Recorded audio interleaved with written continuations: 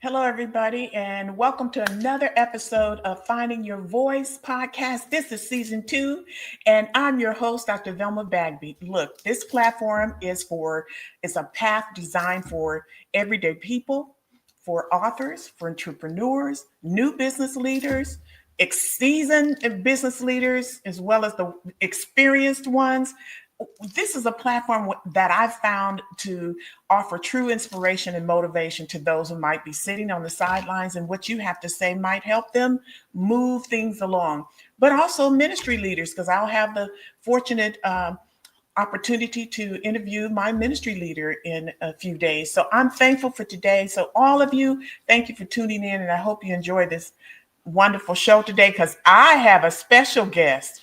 And he's not only a friend of mine and my husband's, but he is my publicist, and he's got a new book coming out. So we're going to fill this episode with discussions about that book. Welcome, Cyrus Webb. Dr. Velma Bagby, thank you so much for having me. Really appreciate it. And thanks for the introduction. Of course. Why don't you tell us a little bit about you? I didn't want to read your bio or anything because I know all the things that you do. But why don't you tell everybody a little bit about yourself? Well, thank you for that. That I tell people, Dr. Velma, that is always the hardest question for me, because I tell people who I am is really based on what part of my life you came in on. Like, I mean, here in Mississippi where I live, they know me primarily as an author, speaker, and artist. Of course, other people know me for radio, television, the magazines. Other Right. people know me as a manager and publicist. Yes. So it really just depends on what chapter. But I tell people overall, if you take all of that together, I'm really just a person who is trying to live in and walk in their God-given purpose every day and do my best to be able to inspire people by the things I've been able to do. Absolutely. I feel the same way, Cyrus. I really do. Well, let's get into it with this beautiful book. Do you have a cover? I do not have it here with me. I have a little peek. Oh, there we go. There it is. Aha! Yeah. Inevitable. And that word stood out to me, by Yeah. the way. Yeah. Cyrus Webb's new book coming out is Inevitable: Hmm. How Depression, Self Doubt, and Insecurities Led to Living on Purpose. Wow. What a journey Yeah. in just that sentence. Hmm. So, can you tell us a little bit? What's the why behind this book? Why this book and why now? Dr. Velma, I can be honest with you, right? Hmm. I did not want to write this book. And I will tell, and that's how I knew I had to write it. Okay. So for myself, I have lived what I look at as a pretty multi-layered life. Hmm. And what I mean by that is, if you had seen me from the outside, right, from Hmm. growing up here in Mississippi, with my mom and my stepdad, who has, been the only father I've known since I was 6 years old, you would look at me and think, okay, yeah, that's a modest family.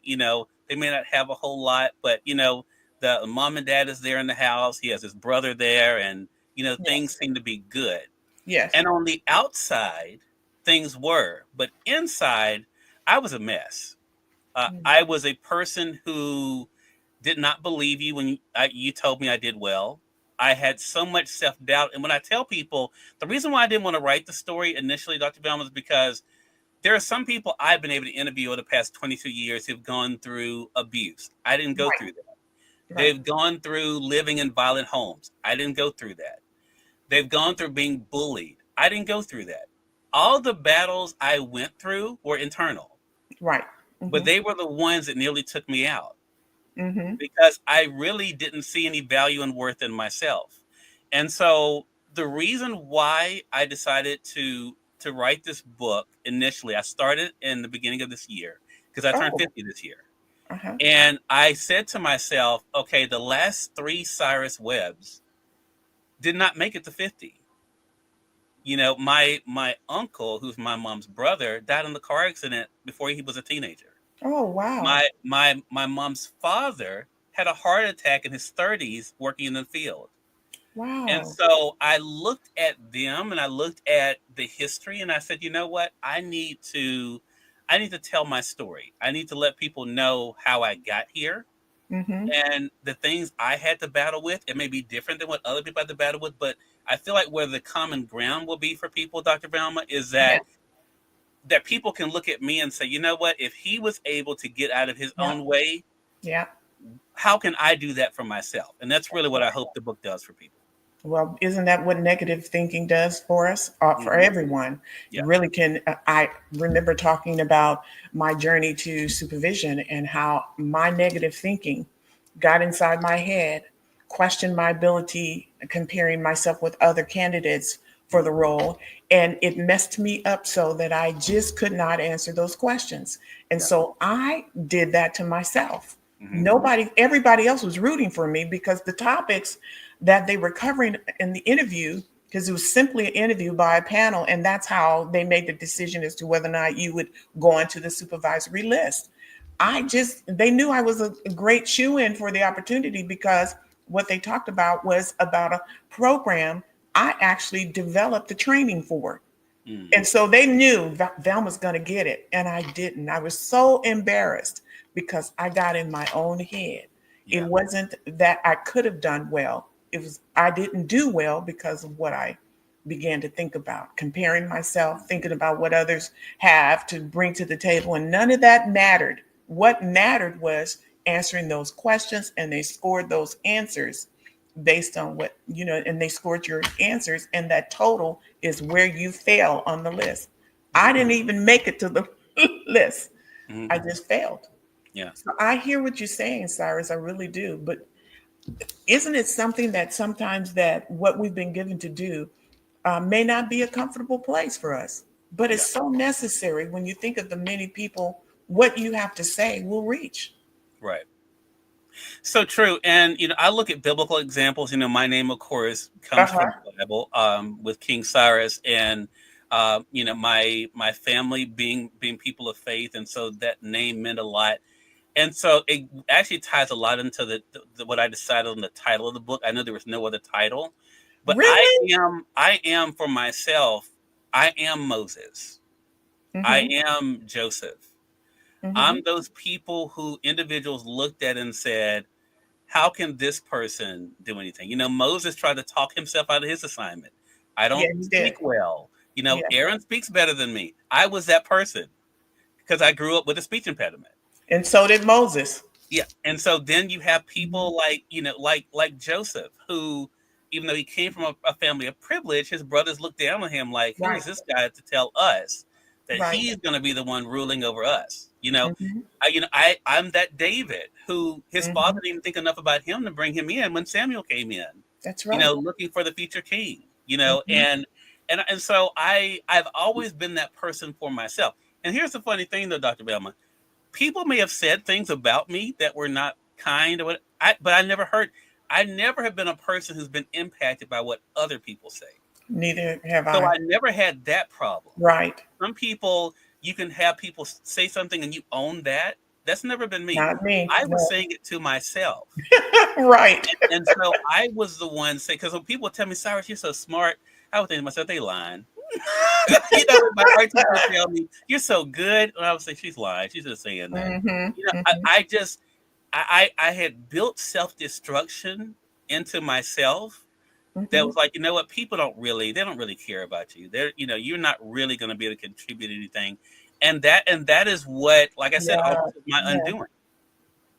That makes a lot of sense. Now, you just mentioned you came up with the title. Hmm. How did you come up with that? How Yeah. did you So, come up with that one word? yeah. That because it's really powerful. That one word. Yeah. There's two reasons why. So I am a person, I've mentioned this before in conversations. I love TV shows, movies. I don't just watch, I really engage with the content because I look at messages. Even that's why people hate watching things with me for entertainment, because I'm always looking at things. And one of my favorite movie franchises, and I mentioned this in Melissa Banks' Imagined Possibilities, is The Matrix.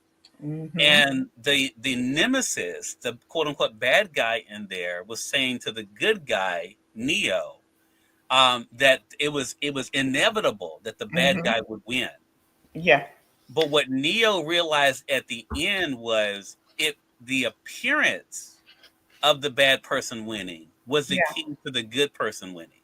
Right. And he said to Neo said to Smith, "You were right. It's inevitable."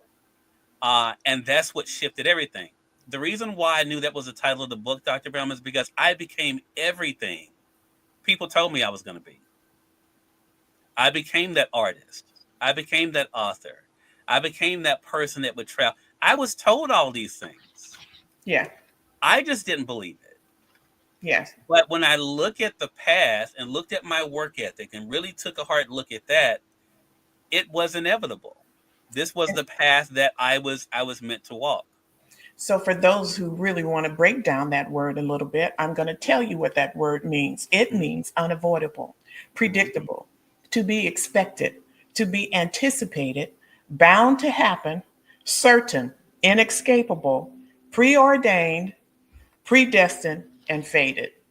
Yeah. So, wow, very Yeah. powerful. Like I said, when I looked at the title, first of all, the book stands out just the way it's presented. Mhm. Did you have a special artist to design this for you? I Or did. did I you don't. do it? No, I don't. I stay in my lane, Dr. Velma. I would think you're a big believer in that too. Yeah. I did not want certain people, aka Melissa Banks, who we both know and love, or my regular graphic designer Chris Urban, who I'm crazy about, who's been with me since the magazine started, Hmm. Hmm. and even Dominique Wilkins, who's been with me for Wow. some 15 years. I wanted a fresh eye for Good. this, so I Good. went to Chanel Coleman Wesley, someone that we Hmm. both know, who's Yes. also part of our CMG family, and I said to her, "I want to hire you to do this project for me." Yes. She didn't know I was doing the book either. And Wow. so I thought I didn't give her any input. Hmm. She gave me 3 designs to look at, and Hmm. that's the one I chose. But yeah, This I one felt like really it was stands perfect. out. It Yeah. really stands out. And Chanel is very gifted. Hmm. This one really stands out for me. Yeah. Sometimes you want to put too much on the cover Yeah. and it becomes too busy. Yeah. This really speaks loudly about what this book is about. And I'm so happy and excited for you. I'm glad that you pushed past, I don't want to do it, to do it. The Yeah. book And that yeah, I was talking about earlier, right. I wasn't sure about that either. But I'm Mhm. so glad I did what I was obedient to what I felt led to do. Right. And so far, everybody's loving it. Yeah. So go ahead. You And had something to say? yeah, I was just going to say, Dr. Raymond, to that point, the cover is very me. I'm a very understated individual. I'm not someone anyone who spent any time with me knows. I'm not a flashy person. I'm not extravagant. I'm very simple. I feel like I'm very basic in a good way. So I didn't want something that did not represent me. I feel like that cover represents me. I think that cover is me. You said you're basic. Where? You said you're basic? No way. No. Well, my definition of basic, meaning that I'm not one of these people that has to make a noise when I walk in the room. What I've learned is, and the person who I'm now working with, who I've introduced the group to, Makita Smith, who Uh-huh. I work with on a weekly show, she said to me, she said, Cyrus, people may not know who you are when you walk in, but they know who you are when you walk out. Right. That to me, that's what I want. I Right. don't want to come in raising a lot of noise just to get attention. And you don't have I, to. I come in for impact. Right. That's me. And that's what I feel like the book cover does. Well, to me, It that's the noisiest. yeah. To me, you speak the loudest that way. Hmm. If you Yeah. have to come Yeah. in being the loudest in the room because you just walked in, to Mhm. me, I'm already closing my ears to you Yeah. because Yeah. that says I don't know, you just need to get over it.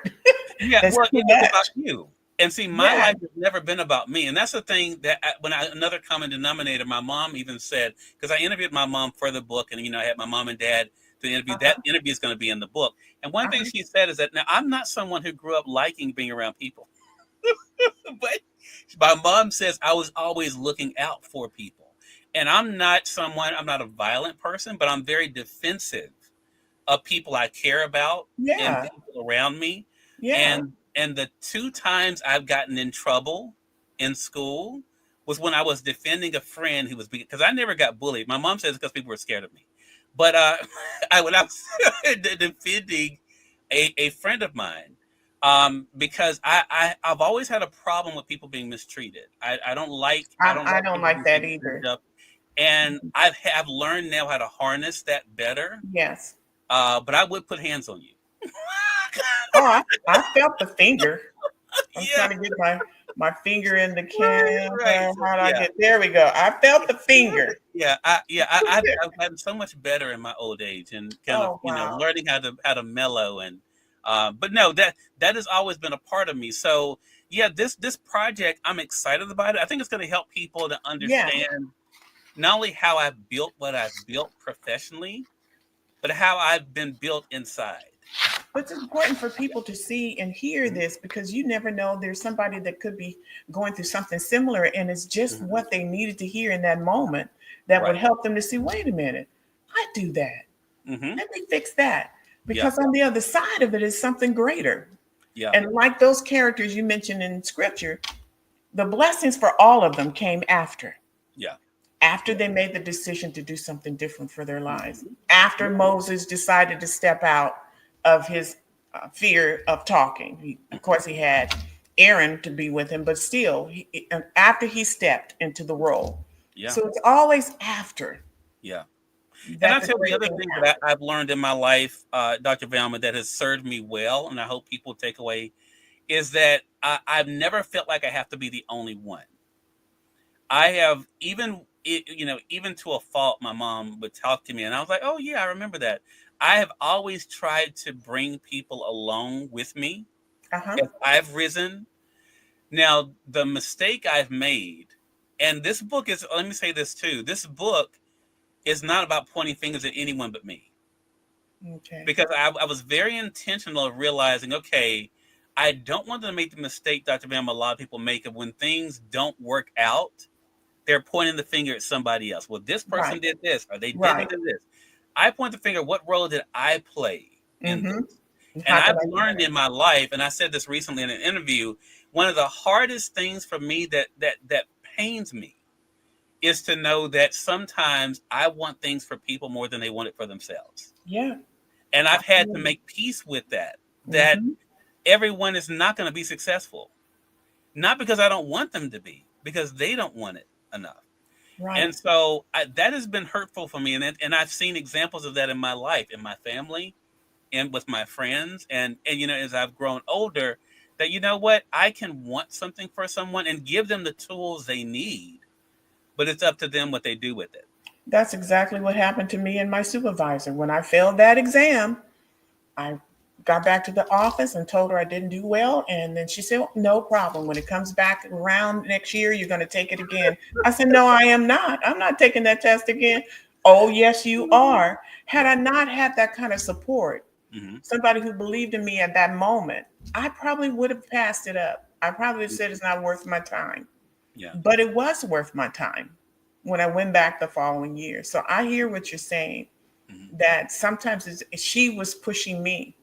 I wasn't pushing myself in that Yeah. moment. I was just happy with what I was doing, and that's where I wanted to be. But God had more had plans for me, Yeah. and my route to where I retired, that was the beginning of that route. I had to go into the supervisory field to move into the position that I was able to retire in. Hmm. So we never know what God has in store, but it really starts with us first making the decision that we wanted to. Right. Yeah. Mhm. And being obedient. I think I Yeah. have been a person who has been disobedient to God, and I talk about Mhm. that in the book. Now, in an interesting way, though. What you say it in the book? Oh yeah, Oh. and because I see it in myself. Even I notice when I'm doing it now, like Hmm. in 2025, and Uh-huh. the way it shows up for me, again, it may be different for other people, but I then start slowing things down. Yeah. Like when I've been given a vision of what I'm supposed to do, I think I can't do that, or I'm not ready for that. So Right. I'm going to do what I need to do. I talk about how I self sabotage myself, Hmm. because I didn't feel like I was ready or the person to do certain things. So I think, again, one thing I've never had a problem with is being honest with myself, Yes. and I Yes. think that's one of the biggest mistakes most people make, is that Hmm. they're not honest with themselves, and then they wonder why things aren't happening for them. Have to be honest with yourself, because I'm honest with me when I feel at that moment that you just described. I've had many of those moments where I don't know, do I really have to do this now? That's a Hmm. lot of stuff I'm doing right now. But yeah, I have to Yeah. get it on your calendar, write it down, Hmm. organize it, Hmm. and I have to do it. Yeah. Yeah. So I'm excited for you, Cyrus. So what else is coming down the pike beyond this book? Is there going to be a book, a part two? Is this going to be a series? Are you going to go into more detail? I don't. As of right now, I don't think there's going to be a series. I think this Okay. book will be leading into something else for quarter four. Uh, Okay. Mainly, I will be doing some speaking with the book. That's going to be a Good. big part of it because I think, as the subtitle alludes to, I think to be a person of color, a man of color, to talk Hmm. about depression, to talk about, Yeah. mental health. Yes. I'm a very big proponent of those things, and I think a lot of times some people don't talk about it because they think it's a sign of weakness. I realize that's part of my strength, and Hmm. realizing what I've been able to overcome, what God has helped me to overcome, Yes. and how I know my example can help other people. It's because of that sharing that got Right. me into broadcasting. Right. I wouldn't be where I am in radio and TV if I was not sharing my story. So Right. I realize there are doors that are there that people haven't opened just because they have not embraced their story. And that's one thing I want to help people to do. That's so important, Cyrus.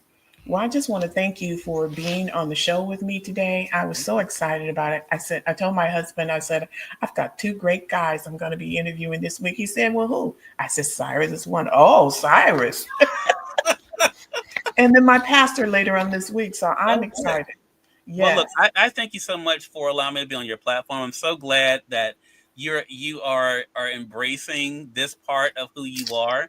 For your audience out there, I want to say I always knew Dr. Bama was so much more than just talking about dating, marriage, and relationships. I knew when she told me about finding your voice and how excited she was about this new show. I knew it was going to be great. Yes, So he I had his finger in my back as a publicist does. He put the finger in my back and said, you're going to do it. I know it's but going to be great. see, And here and we look are. at you, just a natural. I mean, you're very good at this, so I'm Aw, excited. thank you. I appreciate it. So tell everybody how they can get the book. Of course, I'm going to put it in the link once this airs, but also Sure. tell them how to get the book and how to stay connected with you. Sure. For all my links for Facebook and all my social media, you can go to cyruswebb.com. That's my link tree, cyruswebb.com. So you can find everything there. There is a link there for the book. The book officially comes out September the 30th, which is International Podcast Day, which I'm excited about that. I have some big plans for that. Also have my first book signing events I'll be doing it as well. So to stay connected with everything, cyruswebb.com is the best place to do that. Awesome. Are you coming to California? I am coming to California very soon. Ooh, awesome. Yeah. Awesome. Thank you again, Cyrus. And thank you, everybody, for tuning in to another podcast episode of Finding Your Voice. Take care, everybody.